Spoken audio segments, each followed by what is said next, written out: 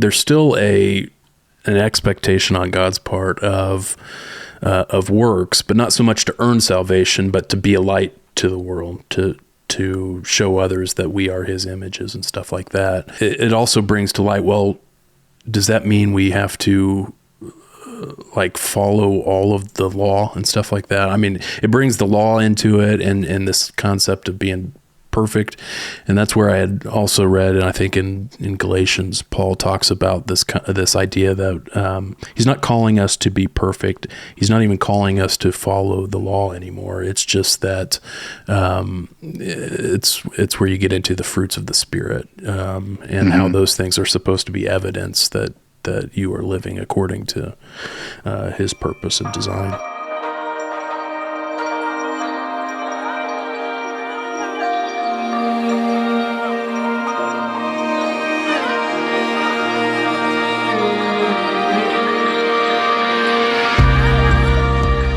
Welcome back to the Rheology Podcast.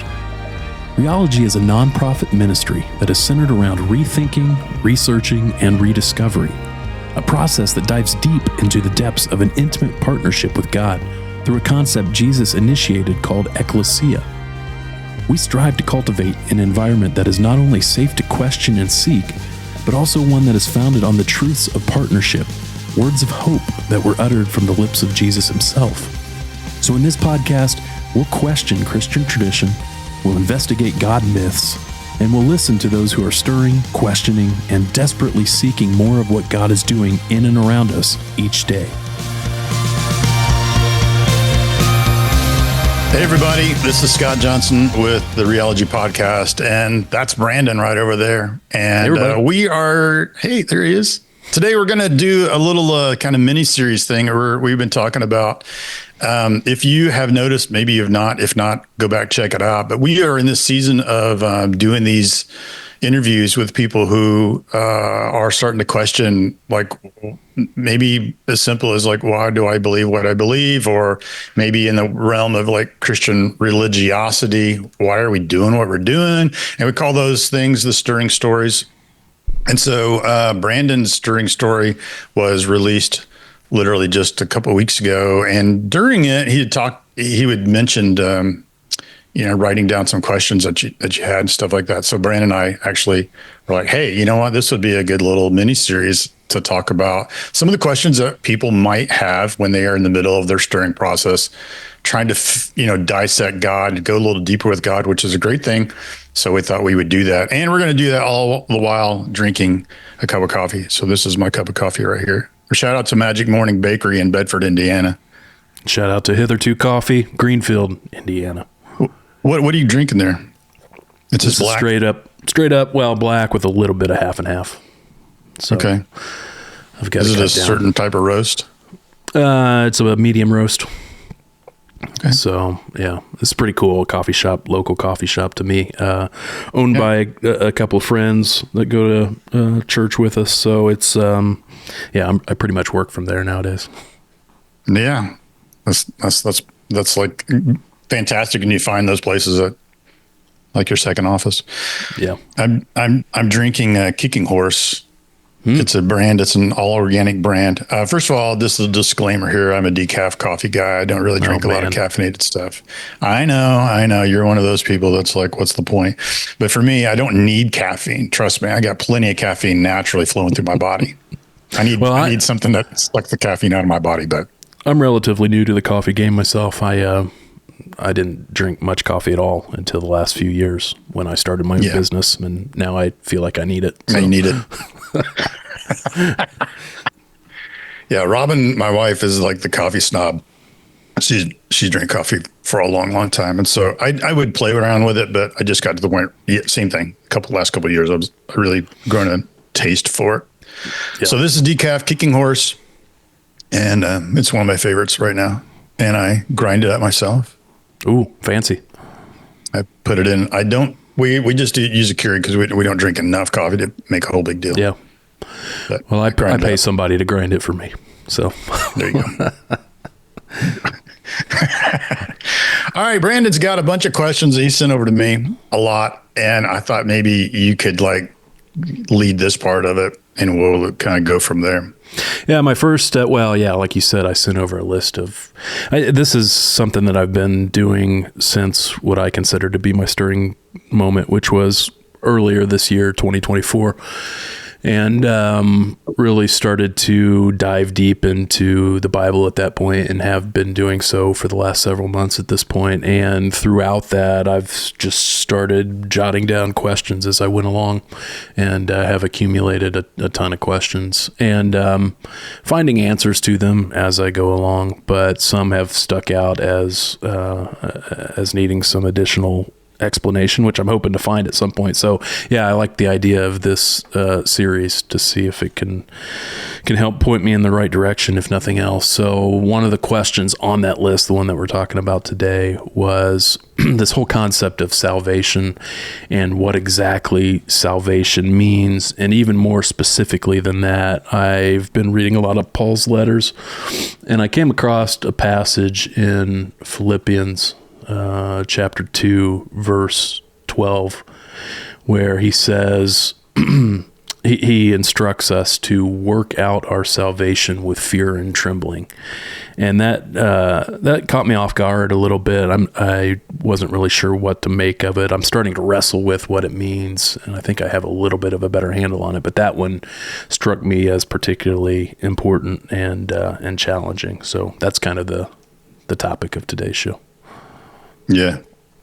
Well, it is challenging. You and I have talked about this. This is something we've talked about on the podcast for several different times, is that, we still use a Bible translation. Most of our Bible translations right now are primarily based off of one epic translation that happened in, the 16th century. The 16th century. That's 500 years away. 1500s. So that's a long time. Yeah. So that epic translation was I say epic because it really, really was. And it was translated by a guy named William Tyndale. And so, William Tyndale is known for a lot of things, but in reality, he was like a genius. He spoke 6 or 7 different languages fluently.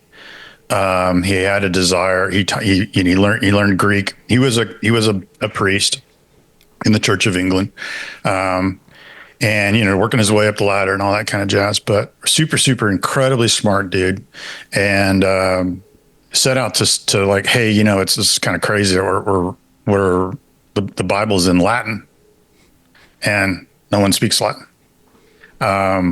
Most of the priests don't even speak Latin. So a lot of times when they would actually read from the Bible, it would be stuff that they had memorized. So they were very ill-equipped to actually help decipher what that meant. So we're still using, so his thing was epic. There was no doubt about it. He basically changed the English language. He modernized the English language, and certain people like Shakespeare and stuff like that all pretty much took notice. And I mean, he just changed culture. He changed language. Unfortunately, we're still using Tyndale's language now. Is this was the King James version, or no? No. It was the Tyndale Bible, which was just a New Testament. So the King James came a couple of decades after that, but King James is pretty much founded on Tyndale. Yeah. So we're talking about a language that definitely was revolutionized and an epic, incredibly epic translation, to the point where, it's like, do you remember the first time you maybe read out of the Message Bible? Yeah.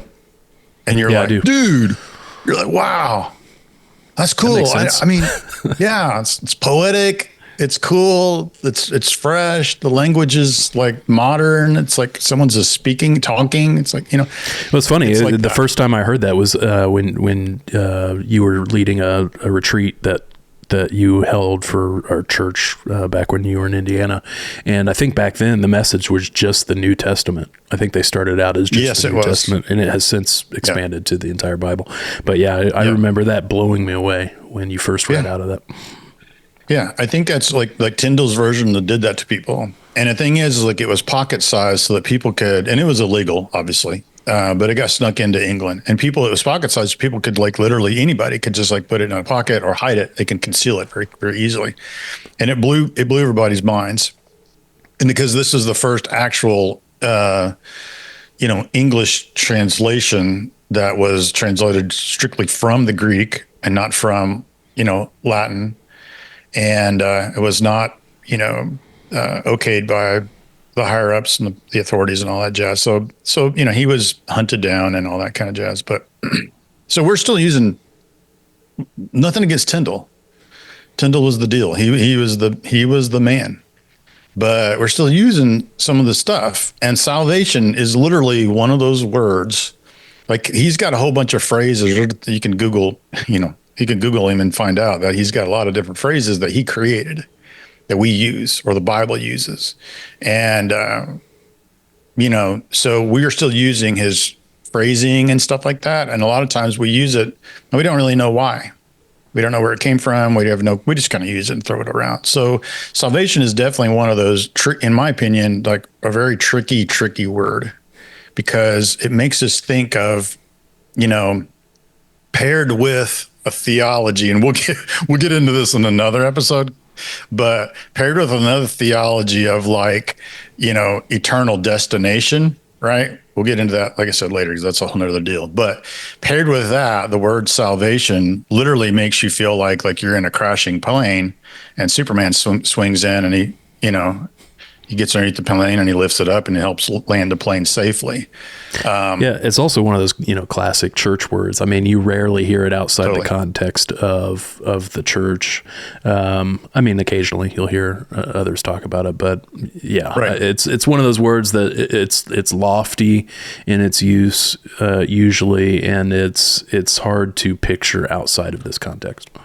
Yep, totally. And because it is that, then it also tends to be very, irrelevant to the world around us, right? It sounds super lofty, like you said, religious, and not really applicable to us. So I think we're going to look into this. We have to, our foundation has to be an understanding that this is a word that was used, 500 years ago, 600 years, 500-ish years ago. And it was revolutionary then, but not so much now. And so for me, as you well know, I always like to look at the core root words and stuff like that. So we look at the Greek, but honestly, we really probably need to go into the Hebrew, because the reality is that the concept of salvation, this religious concept, didn't start in the New Testament. It started in the Old Testament. And the Jews were the ones that would really start to live their world around this concept of salvation. So I thought we'd look at the Hebrew word. And the Hebrew word is teshua, which it makes you think of Yeshua. But I'm probably running through it very quickly. It's actually tesh, and Yeshua is Yeshu. So sounds similar, but they don't look the same. Primarily in Isaiah 46. It is crazy. Sorry, it is crazy. The more I'm diving into kind of this, looking at the Bible in this way, where you dive into the word analysis and stuff like that, it is crazy how so many of these things line up. It's just incredible to me that the Hebrew word for salvation is essentially the same as, or very similar to Jesus, because I mean, you see that so often in different phraseology in the Old Testament and stuff like that. It cannot be a coincidence, really. Well, do you know what Yeshua means? Maybe not. Okay, that means God saves. So therefore, the word saves is in there. It's got the similar root. Yep, it makes sense. So teshua is salvation. It's the act of saving, and I look at Isaiah 46. Isaiah is obviously one of the big dogs in the prophetic world, right? He's one of the big prophets, as they call them, the major prophets. He's not a minor prophet. Don't mistake him for one of those guys. He's a major. And he's basically writing on most of his writings in the Old Testament in context during Babylonian captivity. So the Israelites, all of them now at this point, have been taken into captivity by either Assyrians or the Babylonians. And they're all pretty much been scattered. And a lot of them are over in foreign territory, right? So they're not at home anymore. The kingdom of the old glory days is gone. They're singing Bruce Springsteen for sure, trying to remember the old glory days. But this is kind of the context. And so Isaiah in Isaiah 46 is really talking about, he's trying to all prophets are, they're just trying to relay a message. God's telling them and they're relaying the message. And so what he's telling these guys is the idea that, that God will provide salvation. And this would be a common idea and mentality for these guys, that God is going to save them, because this is something that their ancestors have heard for generations and generations and generations. And God has done that. He's proven that a lot of different ways. And he would save people, his people, in ways that, well, like we said, like the plane is crashing and he needs to come in and save the day, like them being in Egypt all the way back in Exodus, right? I mean, he did make a plan and he got a guy went over there, God helped him get out and they got out. That God saves, so, and he did a lot of those different things, but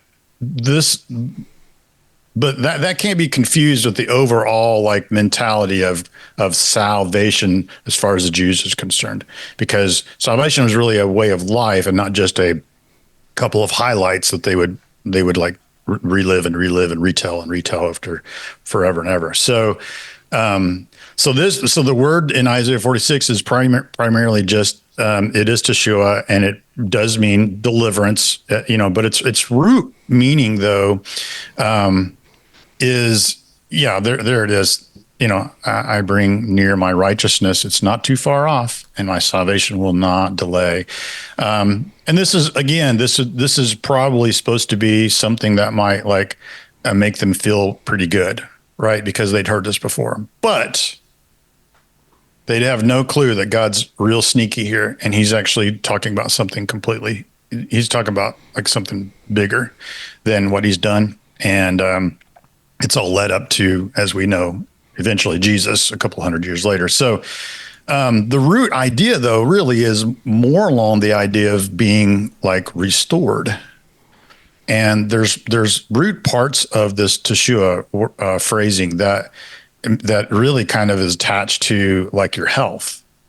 And so when we go all the way down from Latin has a big bearing on our current language. Germanic, we come from Germanic, English comes from a Germanic, direct, descendant, but Latin has a big part of things. And so the Latin really kind of took this idea and they used the word a word that's closely related to salve. And we pronounce it salve. We don't really, people don't know what salve is anymore because it's what's salve? But, back in the 50s, you probably would have known. And 60s maybe, but salve is basically Neosporin. Mm-hmm. You get a cut, you put Neosporin on it. What's that Neosporin do? It helps you heal. And so that's crazy. Kind of the, I had no idea that it was related to this concept. Yep. And so the deeper meaning is restoration. It's not like a plane's crashing and Superman's coming to save you. God is really, at this point, he's trying to help reveal an idea that there's a deeper thing going on here. Of course, for them, they're thinking, this is great news. We're in a foreign territory. We've been captured. And they're probably thinking in their minds, cool, the glory days are going to be relived.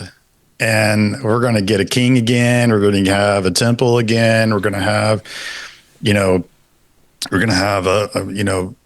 a great city again. We're going to be a big nation, a big deal again. We're going to relive those glory days. And really, God isn't really talking about the Superman coming to saving the day.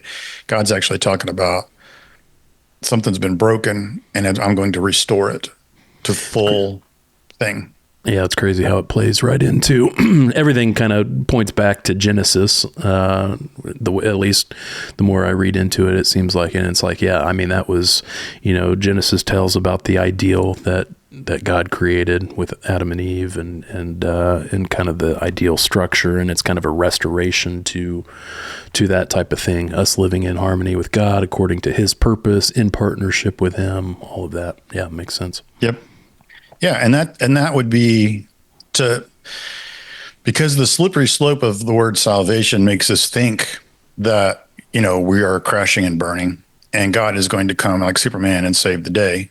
And it's easy to kind of fall into that because that's what salvation really kind of means to us today. It is a deliverance kind of thing, but we sometimes fail to see that deeper, something's wrong and He's going to come and restore it back to what it should have been. We talk about it like that a lot. This idea that He's going to like pluck us up and take us somewhere away from here. Like I think of like, I'll fly away. It's like, that's the common understanding is that, God's going to sweep in and take us away from this current suffering. But I think the more accurate picture is He's going to restore here what He had originally intended all along. Exactly. Yeah. Because if you do think about, God is not, if you're a Christian, you have to really start thinking in the ideals of plan, blueprint, strategy. And I know a lot of people don't think in that terms, but God is a very, very, very strategic God. And I think, to really kind of help understand deeper, because you're absolutely right. From the very beginning, God had a blueprint. He had a plan. He didn't create human beings just because He was bored and thought, this will be fun. Now giraffes, okay, sure, probably. He probably thought, hey, this will be cool. Check this out. With humans, though, it's not. There's an intentionality there that really is almost like the icing on the cake for God. And so, because in human beings, there's a likeness, right, made in our likeness, and so the idea is that there's going to be a union here, unlike any other union, right? There's going to be that's why we talk about ecclesia so much, is because ecclesia is the partnership. And so, there's three parts to this overarching narrative here that flows throughout the whole Testament and New Testament. And those three parts are, birth of a dream, death of a dream, resurrection of a dream, and AKA creation, the fall, and restoration back to creation. And it's all of that. And so that is actually the plan of salvation. And that is a real churchy phrase. I mean, we've heard that a lot growing up and stuff. But the plan of salvation, trying to get away from the churchy cheesiness of it, it really is a plan. God really does have a plan. He does have a plan to rescue and restore not just us, but all of creation, which is what Paul kind of talks about in Romans 8, which is an understanding of the deeper understanding of, hey, this isn't just a God coming and saving human beings like Superman flying through the sky. Like, it's deeper than that. It's bigger than that. It's all of creation, because when humanity failed, creation failed. And so that's the kind of the deeper thing. I think we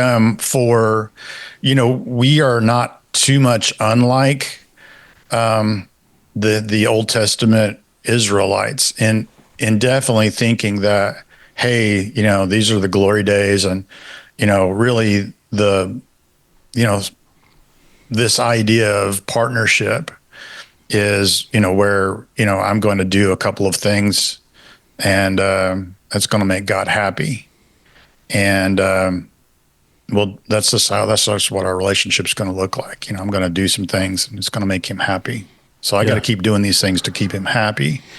And that's not what God was going for at all. And that's the tension that I saw when I was reading in Philippians because, I was reading in Philippians right after I was coming off of Ephesians. We were studying Ephesians in my small group, and Paul talks about in Ephesians 2, I think he says something to the effect of, it's through grace that you've been saved, not by your own doing, so that you can't boast. And it's kind of that talking about, hey, it's not your works that do anything to accomplish this salvation. It's through grace alone, through your faith in Jesus. And then I read in Philippians where he talks about, well, work out your salvation with fear and trembling. And my initial reaction, well, isn't that a contradiction? Where in Ephesians you're talking about there's the works not playing into it, but then in Philippians you're talking about working out your salvation. So that was the initial tension that I saw. And I think that is like the tag team wrestling partner of the concept of salvation, right? Is like works doesn't have any part of it, and when we lay it all out on the table, it just ends up being a bunch of churchy words and phrases that we stumble through and just go, I don't know. I guess it kind of works kind of like the Trinity. I'll just trust it. I'll trust my pastor. I'll trust everybody or whatever. And okay, whatever. Even though it sounds a little weird, kind of controversial, or maybe, that it contradicts itself. And the reality is that it really doesn't. So if we're looking at it, if we're taking that then at the idea of what salvation really is, it's actually restoration, and the backing of that is like there's a plan behind it. Okay. Then when Paul does start talking about, hey, these things were you can't earn it really. You can't do enough to earn it. He's really kind of like talking the idea of like, hey, you can't treat God like the Old Testament Israelites did. You don't go, hey, God, let me go over here and do all these sacrifices and have this huge, huge party for you, hoping, that it changes your mind and you won't destroy us. And then what we're really trying to do is like almost manipulate God into moving. Right. We're trying to get him to move. We're trying to get him to come and initiate salvation. Yeah. And that's what Paul's talking about, because he says, listen, you can't initiate salvation. Yeah. He already did it. Yeah. I think that's the distortion I had in my mind that I'm starting to realize was wrong, is this idea or this concept that salvation is something I'm striving towards, not something that has already happened. It's easy to get in this mindset that now I'm a Christian, I need to live the rest of my life like a Christian in order to earn the salvation at the end of the day. But really, it's like you got to change your mind to realize that salvation has already occurred. As long as you believe in Jesus, the work has already been done by Jesus. And now working out your salvation is, like you said, it's more living in accordance like that is the truth, that in recognition that has already happened, and now we should live accordingly because it has already happened, more so than living in a way to try and earn that. Something that I do, and I know you've heard me say this quite a bit, what I try to always do and teach from is with the ecclesia, the central point that I try to teach from as an illustration is a marriage.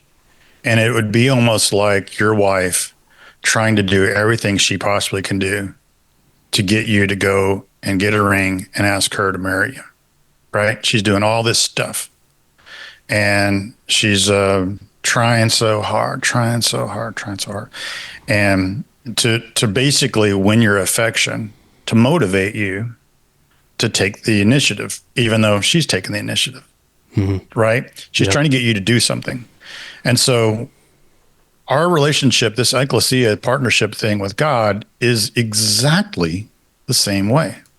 Matter of fact, God uses wedding analogies all the time. Jesus uses wedding analogies all the time. So if we look at it like that way, it's like God has already decided in his mind to start the engagement, right? You're too late. You can't go and manipulate him to do it. He already initiated the engagement, right? So that's really kind of what Paul's talking about. So in back to Philippians 2, actually Philippians 2 there's a ton of stuff up there, because in the top of Philippians 2, can you scroll the top up there? Yeah. So he's starting the chapter here talking about Jesus. And as the heading there says, Christ's example, this is the way it's supposed to look like. And so he goes through all of this stuff right here. And then he goes down towards the point. He says, and becoming, go to 14, or no, wait a minute, sorry. Go up, scroll up. It's right there, 8. 8. And being found in human form, he humbled himself, and becoming obedient to the point of death, even death on the cross. So the main point of all of this, talking about Jesus being equal with God and was God, really is the idea that Jesus basically, took his jersey off, right? So no one would recognize who he was. He would not recognize him as God. He became a human being. Why? For the point of obedience. So then you look down at the bottom down here. That's the example. Okay. The top of that is the example. Here's your example. Now, let me tell you guys, beloved, you've always obeyed, but most of that's probably been when I've been around. So I want you to try to do that on your own. So you're going to have to, it's basically like saying, like, Brandon, you can't have your parents' faith. You got to have your own, because the reality is that God here has initiated a rescue mission, a restoration mission, an engagement. He initiated it. It is for you. It's for me as well, but it's not for me and then through me, it's for you. No, it's for you. And here's the deal. He's asking you, will you marry him? Yeah. And you said yes. Now, you need to spend some time with the groom, right? Yeah. Because this is a relationship. And, just like you with your wife, like me with my wife, with our spouses, you can't have a relationship with each other without actually trying to get to know each other. Actually, the funny thing is, culturally, if you start reading and learning about the Jewish culture throughout the Old Testament, you'll quickly realize, since we're talking about wedding stuff here, that weddings were arranged. Yep. Right. So marriages were arranged. Now, they weren't like, sick. That's weird. You're going to ship your daughter off to someone you don't know. Most of the time, they were people they knew very, very well. They were trying to strengthen, family, bonds, an extended family bond kind of stuff. So you knew this family probably pretty well, but maybe the kids, the groom and the bride, maybe they didn't know each other super well. So what happened? They agreed on an arrangement. The fathers met with their kids. They agreed on an arrangement. They went their separate ways. The groom went back with his dad, and he started preparing a place. Heard that somewhere before in the New Testament. It took however long it took. His dad would end up looking at, and he would add on to his parents' house. His dad would then say, you know what, I think you're done. Go get your bride. And no matter what time of the day or whatever, they ventured over to the bride. And when they got to the bride, they had probably a week-long, celebration and ceremony. And after that, they had an at least year-long honeymoon. I mean, ours lasts like a week or two if we're lucky. Mm-hmm. A lot of people only have like a 2 or 3 day honeymoon. But the honeymoon process was a whole year. And primarily that whole process was just to get to know each other. Yeah. And this, to me, is exactly the same mentality. Working it out doesn't mean that you go and work on trying to get God's affection. No, they've already entered into the relationship.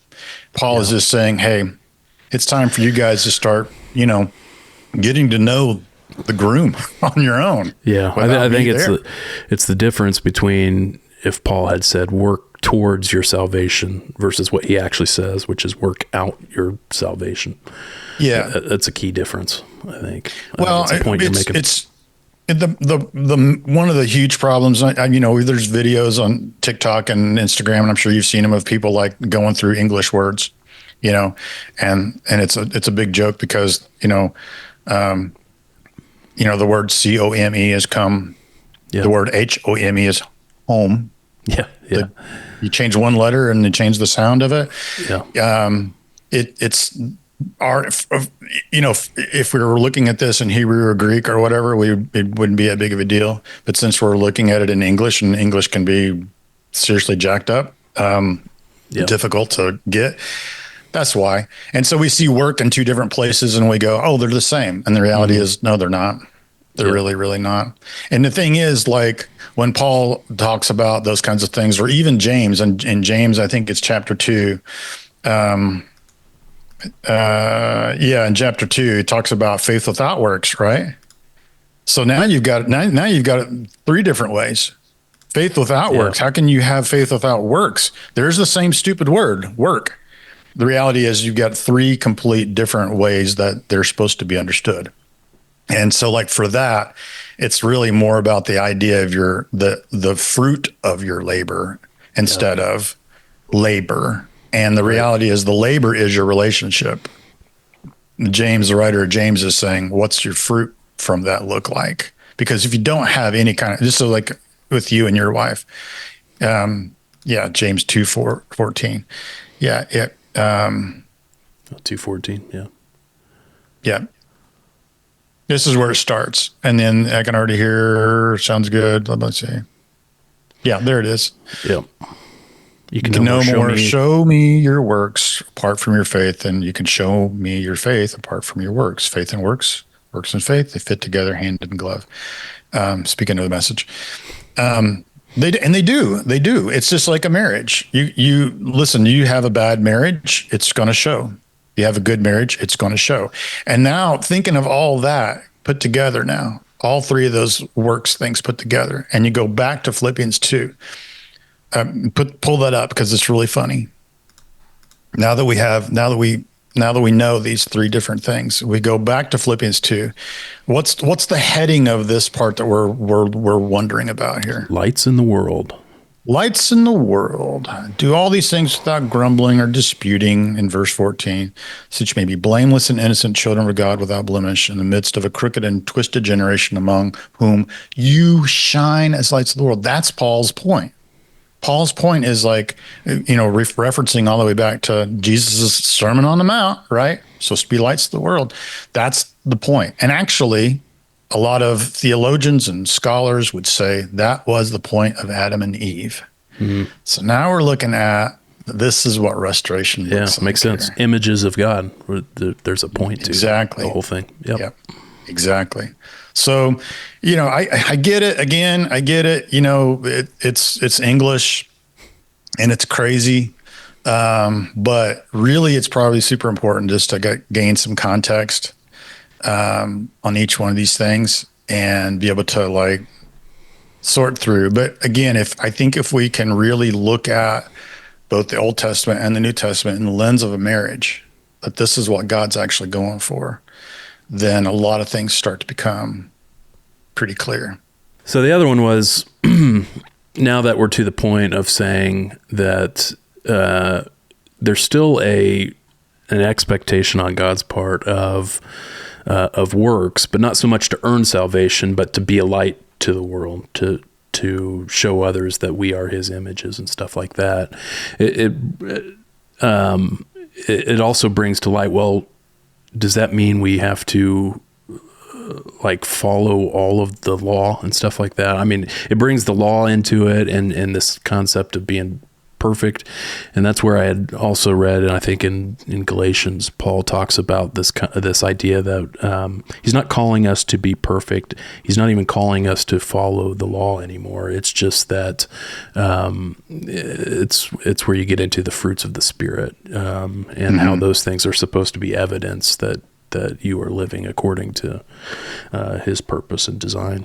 Like the law, I love how N.T. Wright talks about the law. He talks about the law like guideposts. Now, we don't really understand what the heck guideposts are, but it'd be like, driving an interstate and you see a sign that says Atlanta, 56 miles. Mm-hmm. Okay, I know I'm heading in the right direction. Those signs really are pointing to something. We're not supposed to stop on the side of the road to get out of a car and worship those signs. Oh, man, look at this. It'd almost be like our equivalent to the Bible, kind of. Now, we'll get into that deeper some other time as well, but are we supposed to worship the Bible? No. the Bible is just a guidepost leading us somewhere. And the same goes for like the Old Testament. Really, it's kind of the concept of God saying, okay, in the meantime, right? Yeah, right. This isn't the end of the plan here, guys. But in the meantime, let me set up some guideposts here. Some very, very, because if you look at like the actual law, right? The Ten Commandments, right? If you look at those things, they're really pretty basic. Yeah. Don't kill somebody. Most of these things should be a duh. But really, these are what's really happening in this moment is that God is, again, he's trying to reconnect with his bride. He's trying to get his bride to really start to know him. This is the honeymoon kind of a deal. Yeah. And there's a whole nother crazy section we can go on with wedding analogy throughout Exodus and them actually leaving Egypt. But primarily that's really what the law was set up to do. Because why? Because these people now, these Israelites are not the same Israelites that entered into Egypt. They honestly don't know God. Yeah. They don't know him. So really this is just hey, here's some things we can set up to kind of help point you in the right direction. And so I think Paul, when Paul talks about the law, he's really speaking to people who are Jews to help them kind of like separate a little bit, right? And he's even kind of trying to do the same thing of saying, hey, it's not about, it's not about getting back to, Jerusalem, right? It's not about that kingdom. It's really more about, because he now looks at and sees Jesus as the fulfillment of those laws. And when we say fulfillment, it's like all those laws are pointing to Jesus. Yeah. Jesus is Atlanta. We're driving to Atlanta and we see all these signs. When we finally get there, yes, we're in Atlanta. That's it. We're in Atlanta. And then the other side of that is perfection, which is also another misconception of what that really means. Because the word perfection really actually means, the Greek there actually means completion. And so when we think about a process of restoration, there is a point where it becomes complete. Yeah. And the perfection came through Jesus, not through it all kind of ties together. Yeah, because what I was reading in Galatians, Paul says, he's talking about, he says, let me ask you this question. Did you receive the Holy Spirit by obeying the law of Moses? Of course not. You received the Spirit because you believed the message you heard about Christ. After starting your new lives in the Spirit, why are you now trying to become perfect by your own human effort? Have you experienced so much for nothing? Surely it was not in vain. Yeah. So these guys are trying to go back to. So here's another thing that's happening. What's actually happening in the Galatian Christian community there is that Paul went and established it, right? Because these people are not Jews. Yeah, they're not Jews. So what's happening is that Paul has established this you can say congregation if you want to, but this Jesus community. And so what's happened is after Paul has left, a delegation from Jerusalem came and said, hey, wait a minute.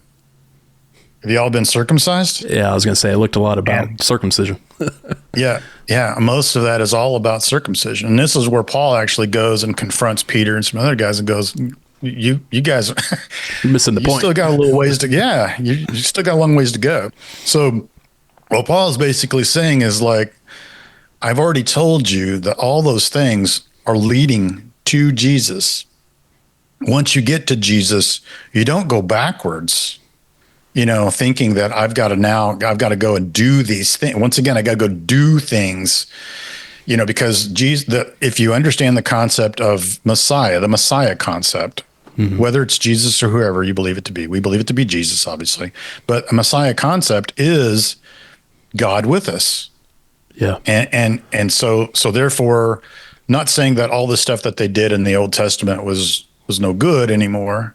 It's not that. All that is the story. It's all leading. You don't go and say, "Oh, we're at chapter 20. Now we got to go back to chapter 3," and because chapter 3 is the ending. No. Yeah. So it's leading somewhere. To go back to your Atlanta example, it's not like it's not like you go you drive back down south, and now you try and follow the guidepost again to get to Atlanta. You're already in Atlanta. Now act like you're in Atlanta. That may be where this breaks down. I don't know what it means to act like you're in Atlanta. Well, I mean, I don't think I want to know. No.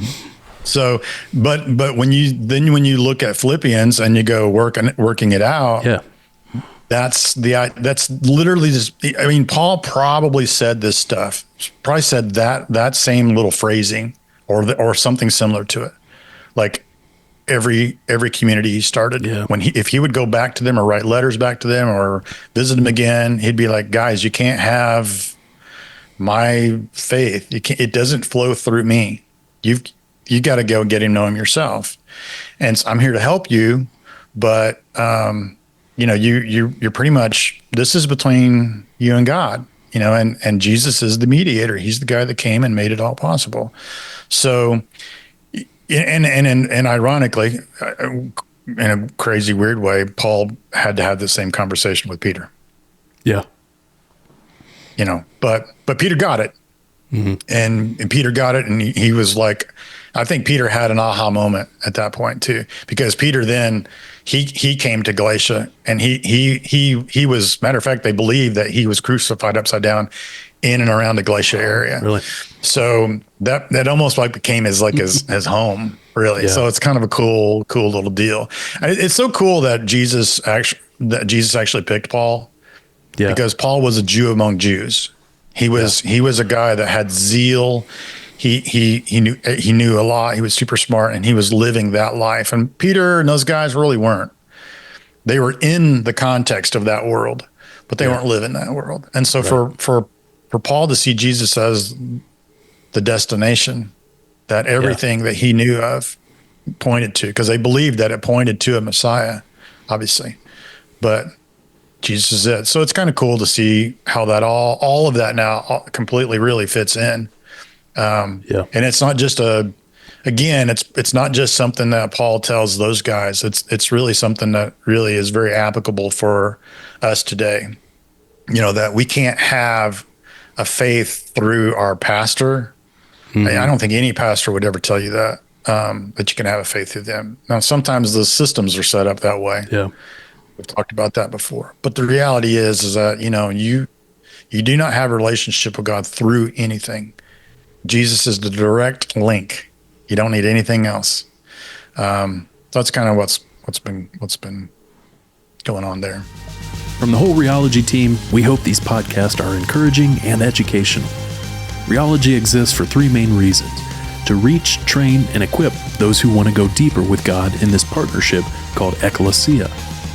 If God has been stirring in your heart, where you are wondering if there's more than what you've been experiencing in today's 21st century Christianity, we'd love to connect with you, to hear your story and help you know that you are not alone.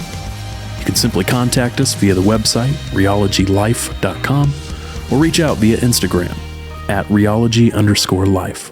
Thanks, and we'll see you next time.